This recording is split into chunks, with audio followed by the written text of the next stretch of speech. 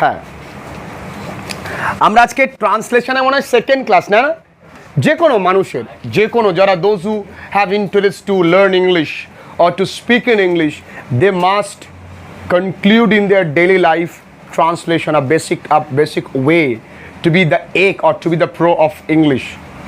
একদম বেসিক জিনিস ট্রান্সলেশন করা খুব সোজা। আজকে যে বিষয়টা নিয়ে আমরা করব সেটা হচ্ছে ভ্যালু অফ টাইম। কি বললাম? আমি যেহেতু বাংলায় খুব একটা ভালো লিখতে পারি না, তাই আমার একটা ভাই লিখে দিয়েছে, যথেষ্ট ভালোই লিখেছে। একটি প্রবাদ বাক্য আছে, সময় এবং স্রোত কারো জন্য থামে না। তাহলে একটি প্রবাদ বাক্য আছে, ইংরেজিতে লিখতে হবে দেয়ার ইজ আ প্রোভার্ব,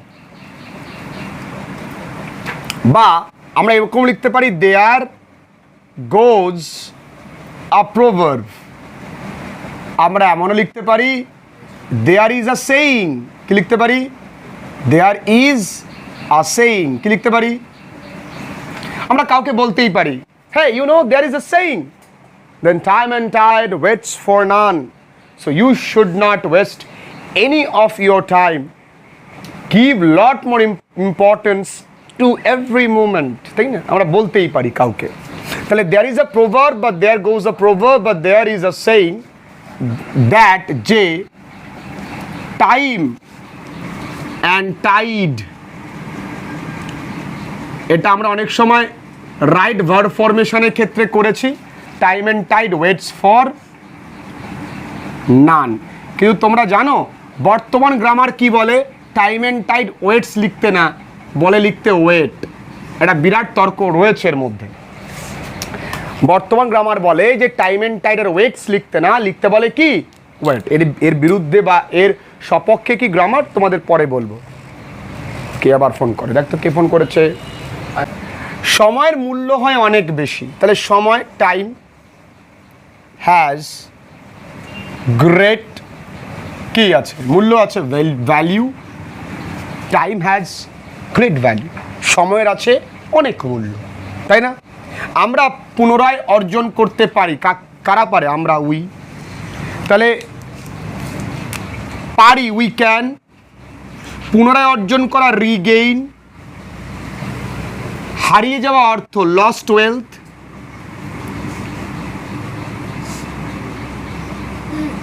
আর কি? অ্যান্ড হেলথ একসঙ্গে লিখে দিই, লস্ট ওয়েলথ অ্যান্ড হেলথ। তার মানে কি? শরীর এবং অর্থ। দেখো বাংলা কত বড়, ইংরাজি একটুখানি।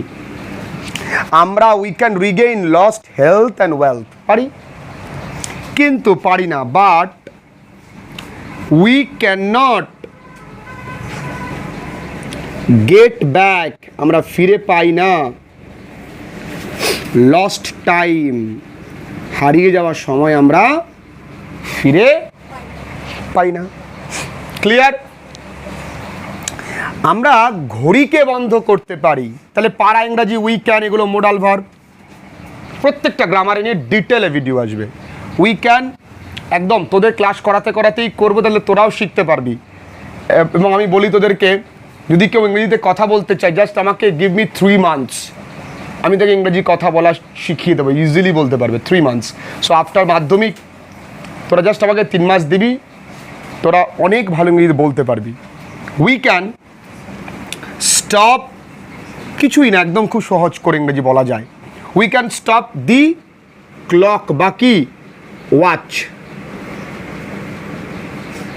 But we can not stop the time, কিন্তু আমরা পারি না কি বন্ধ করতে? সময়কে। Stop the time. আমরা ঘড়িকে বন্ধ করতে পারি, কিন্তু সময়কে পারি না। We can stop the watch but we can not stop the time. এই যে 5টা বাক্য লিখেছি কাকা, একটাও কঠিন লেগেছে? তোদের কারো লেগেছে কঠিন? বাড়িতে গিয়ে পড়বি না, বাড়িতে গিয়ে দেখবি না, খালি ভিডিও দেখবি, খালি শিখবি।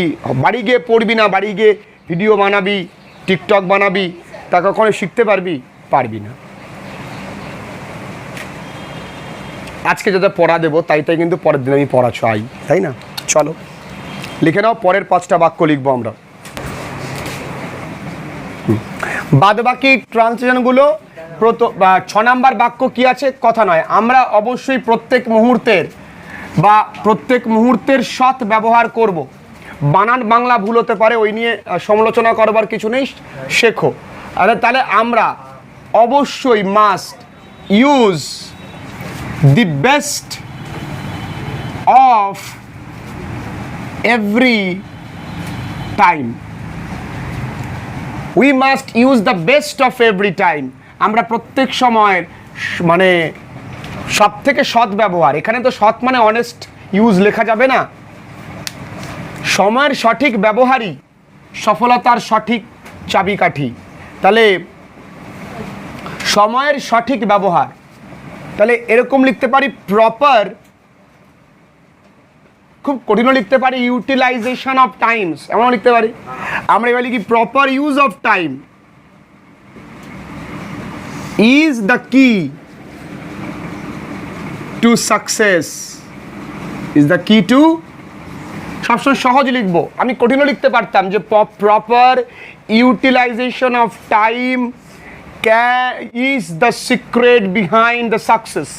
কত কঠিন লেখা যায়, সহজভাবে ভাবার ট্রাই করো, অটোমেটিক কঠিন পারবে। সময় খুব তাড়াতাড়ি চলে যায়, টাইম ফ্লাইজ লিখতে পারি, আমি লিখতে পারি পাসেস লিখতে পারি, আমি লিখতে পারি ফ্লোজ লিখতে পারি, আমি লিখতে পারি অনেক কিছু লিখতে পারি। টাইম ফ্লাইজ হয়, পাসেস হয়, ফ্লোজ হয়।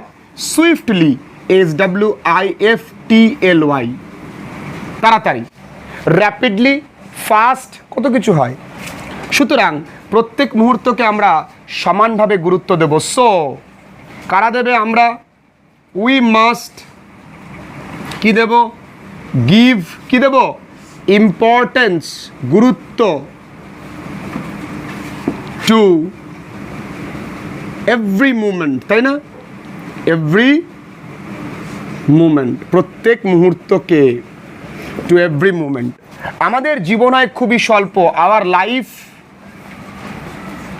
ইজ ভেরি কি বলো, শর্ট। আমরা এভাবে লিখতে পারি our life span is very short. এই যে লেখা শিখলাম, কিভাবে লিখলাম সেটা দেখাই তোমার কাজ, বাড়িতে গিয়ে তো পড়তেই হবে। এবং এই রকম অনেক রিলেটেড বাক্য তুমি নিজে নিজে তৈরি করতে পারবে, ভয় পেও না, আমি বারবার করে বলছি, ইজিলি পারবে, শুধু প্র্যাকটিসটা চালিয়ে যাও। পারছি না বলে থেমে থেকো না, এটাই সব থেকে বড় প্রবলেম, আর এটাই গুরুত্বপূর্ণ কথা বলবার। আজকের ট্রান্সলেশন ক্লাস এইটুকুন, কেমন লাগলো সবাই নিচে কমেন্ট করে জানিও। ভিডিওটা এই পর্যন্তই, আগামীতে আরও ট্রান্সলেশন এবং ইংরাজির অনেক দারুণ দারুণ ভিডিওস আসবে। And you can get all education related news, inspirational talks, grammar related videos, text oriented, lot of videos will be there. So stay connected to our very own Friday Learning. Stay happy.